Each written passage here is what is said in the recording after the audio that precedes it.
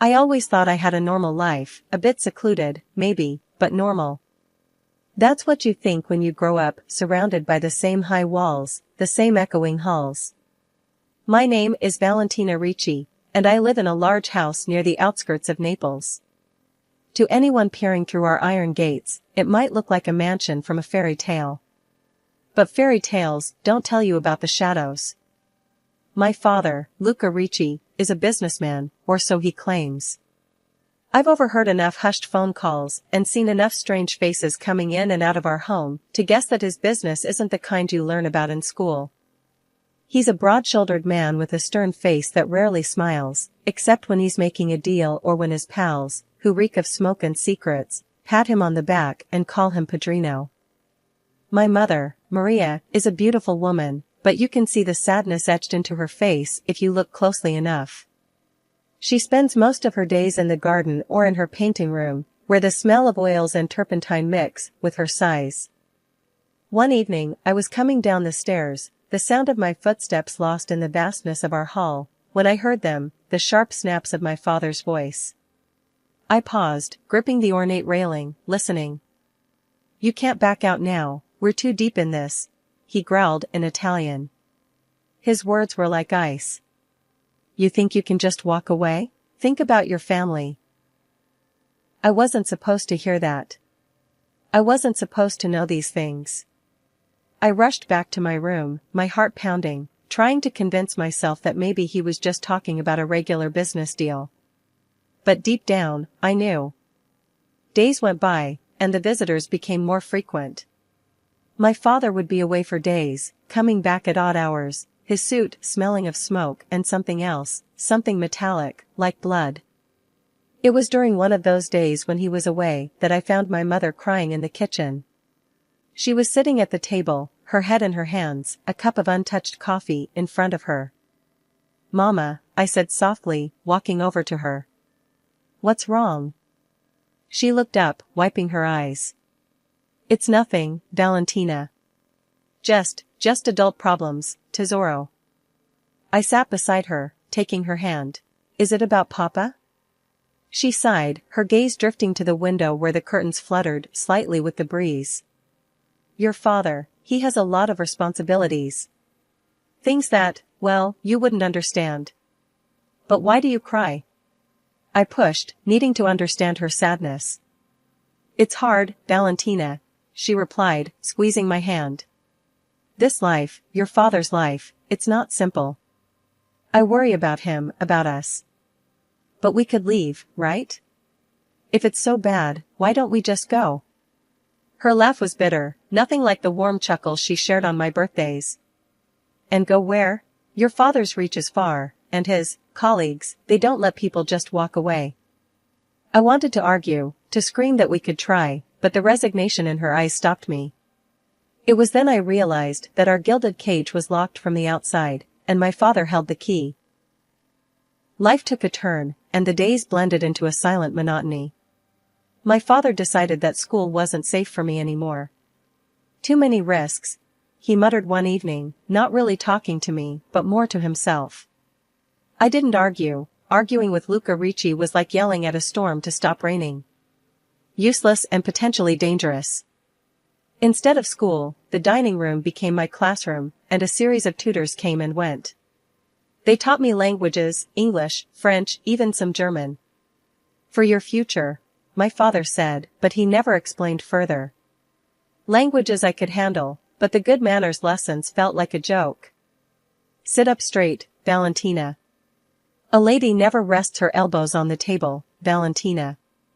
Smile, but not too widely, speak, but not too loudly." One day, I couldn't take another moment of the etiquette tutor's nagging.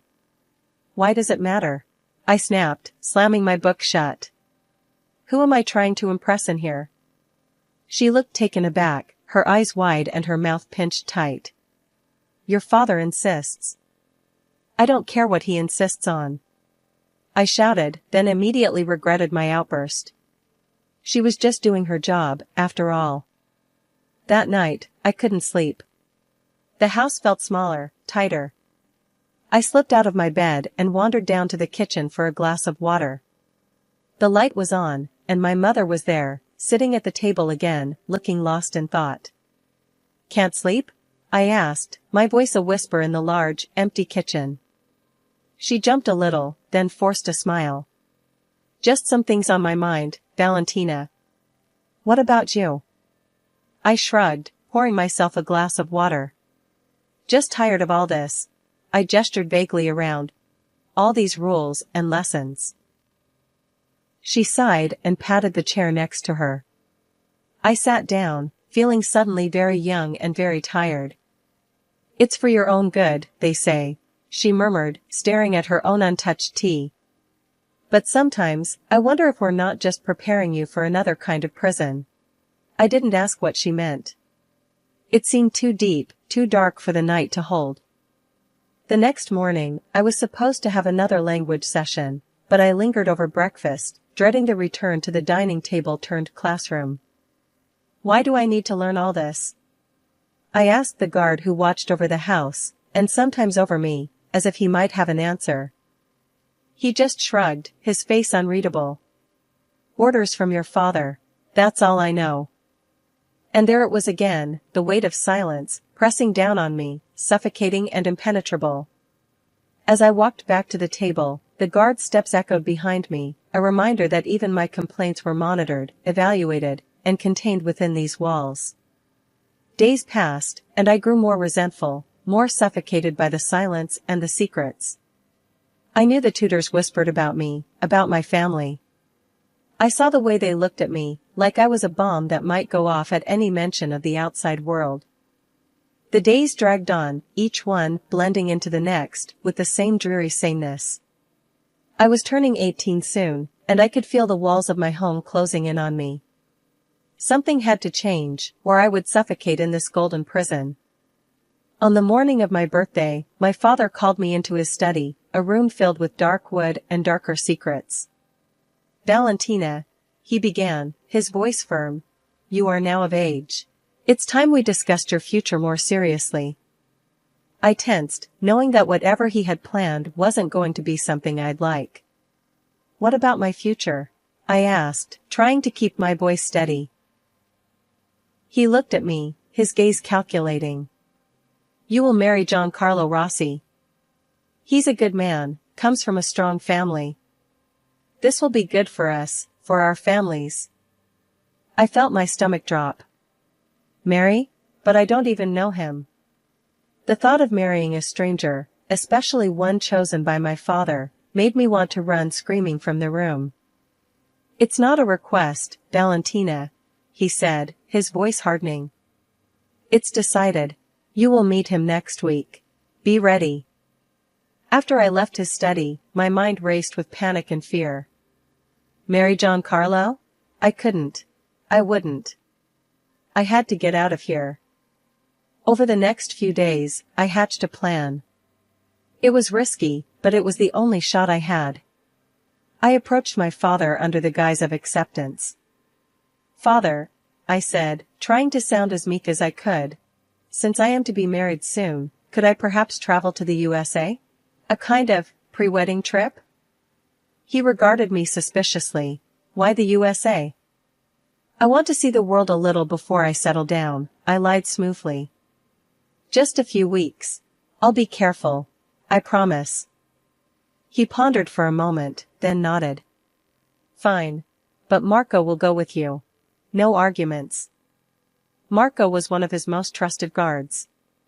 The man was a mountain, silent and immovable.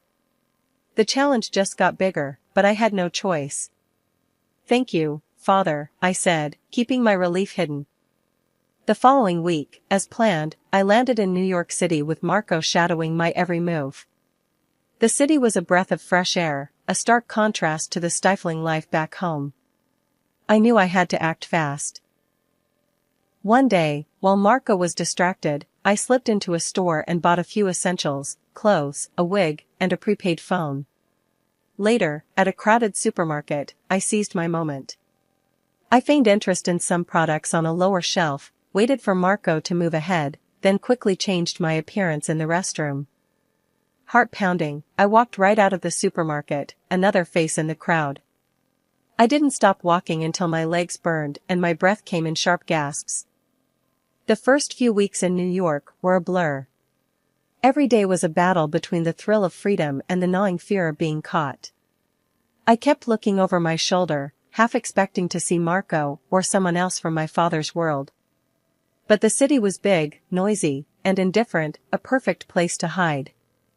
Renting a tiny apartment in a less fashionable part of town was my first step towards a normal life. The building was old and the elevator barely worked, but it was mine. My landlord, a grumpy old man named Mr. Klein, didn't ask many questions. "Just pay your rent on time," he grunted when handing over the keys. Finding a job was harder. My tourist visa was about to expire, and I knew I couldn't work legally. After many days of searching, I found a small cafe willing to pay cash under the table. It wasn't much, but it was enough to get by. The cafe was run by a tough, no-nonsense woman named Gina. On my first day, she eyed me skeptically. "You ever worked a coffee machine before, honey?" I shook my head. "No, but I'm a quick learner." "You better be. I can't afford to babysit," she said, but her tone softened slightly. "All right, I'll show you, but keep up." Working at the cafe was exhausting, but fulfilling. I learned to make coffee the way New Yorkers liked it, strong and fast. The regulars were a mixed bunch, and slowly, I started feeling less like an outsider.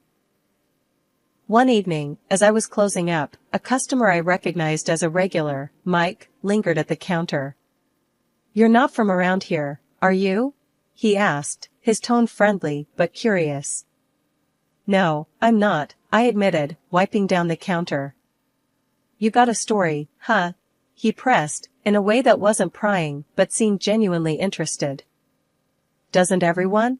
I replied, offering a smile that didn't reach my eyes. Mike laughed, a deep, hearty sound. "True enough. Well, if you ever need help or a friend, I'm around. Us New Yorkers gotta stick together." His kindness was unexpected and warmed a corner of my heart. "Thanks, Mike. I might take you up on that." As days turned into weeks, I grew more comfortable in my new skin. But with my visa expired, I was officially an illegal immigrant.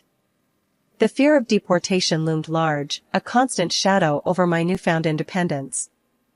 As time passed, Mike became more than just a friendly face at the cafe. We started seeing each other outside of my shifts, and I found comfort in his easygoing nature and his willingness to listen. One night, over a quiet dinner, I finally spilled my whole story to him, the fear, the flight, everything. Mike listened, his face a mask of concern. When I finished, there was a long pause. Then he reached across the table, took my hand, and squeezed it. "Let's get you sorted," he said. "Marry me. I'll help you stay." It wasn't a declaration of undying love, but it was genuine and it was real, more real than anything I'd hoped for. We got married quietly and moved into his apartment. With my new legal status, I managed to land a job as a saleswoman in an upscale clothing store. My language skills and good manners made me a perfect fit, and for the first time, I felt like I was building something for myself. I was still cautious, still looking over my shoulder, but now I had someone by my side. Someone who knew all of me and stayed. Mike and I settled into a semblance of domesticity, and for a moment, I dared to feel safe, even content. I started social media pages to share snippets of my new, seemingly idyllic life. But that veneer of happiness was thin, easily shattered. One evening, scrolling through social media, my newfound peace crumbled. On Mike's page, there was a photo that caught my eye, a picture of him with another woman, her arms wrapped around him, both smiling broadly at some glittery event. Confusion and a sharp sting of betrayal cut through me. I waited, tense and cold, for him to come home. When he walked through the door, I confronted him immediately, holding up my phone to show him the picture. "Who is she?"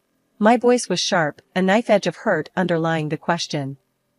He looked at the photo and then back at me, his expression unreadable for a moment. Then he sighed, a sound of resignation.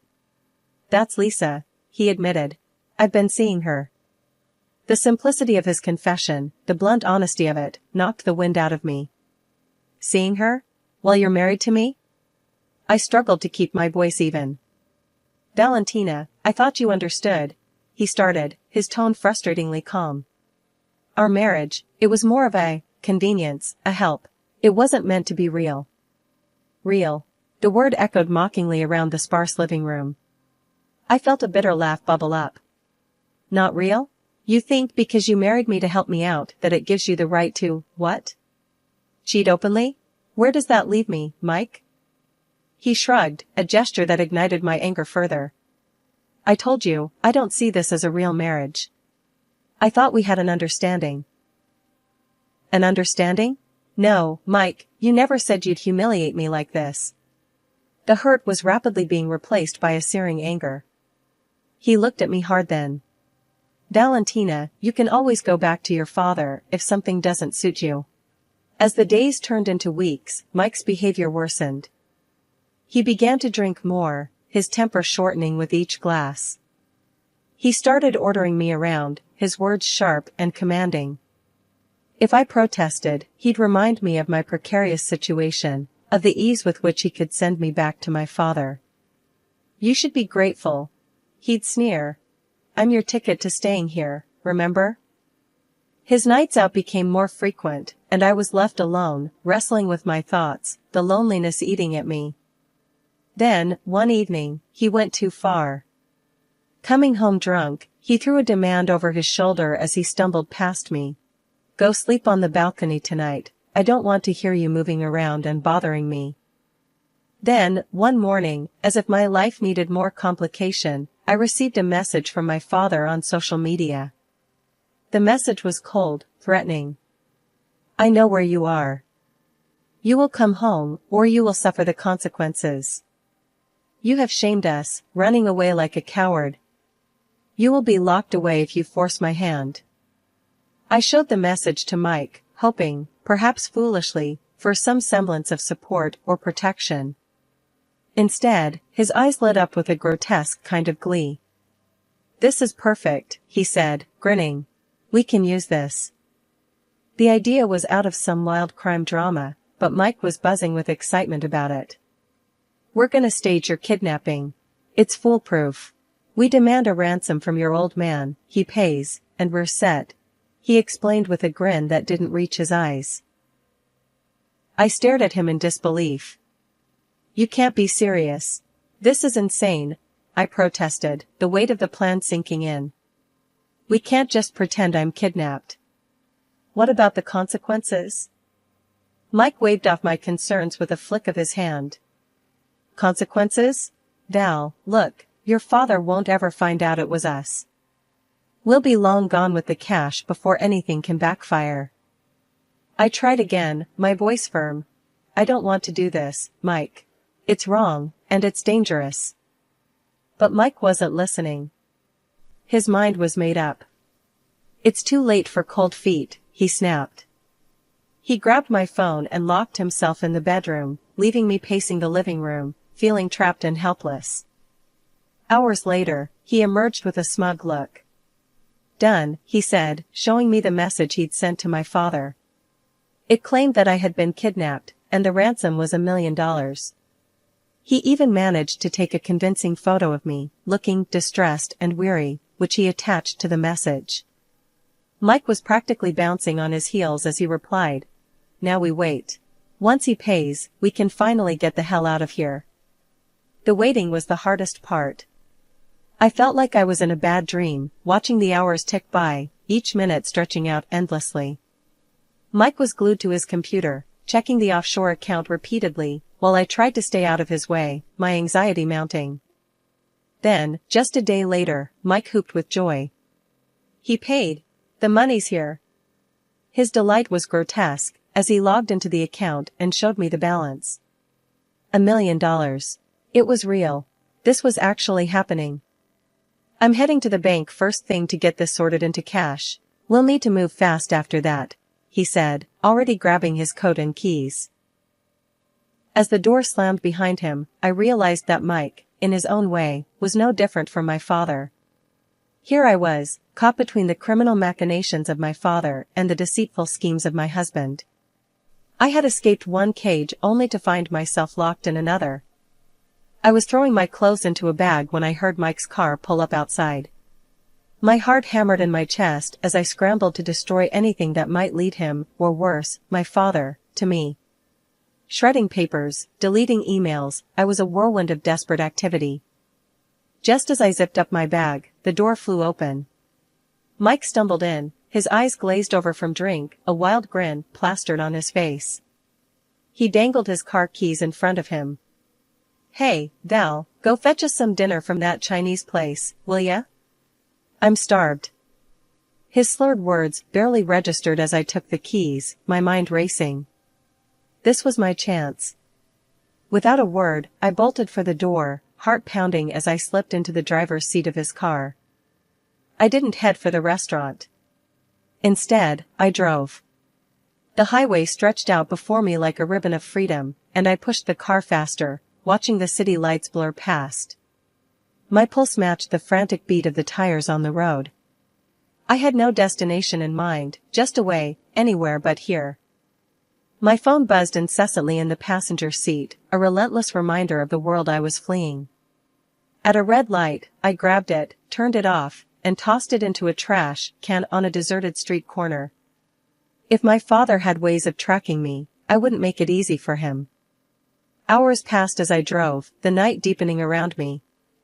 By the time I pulled into a motel in a small town I didn't know, my nerves were frayed, and exhaustion was setting in.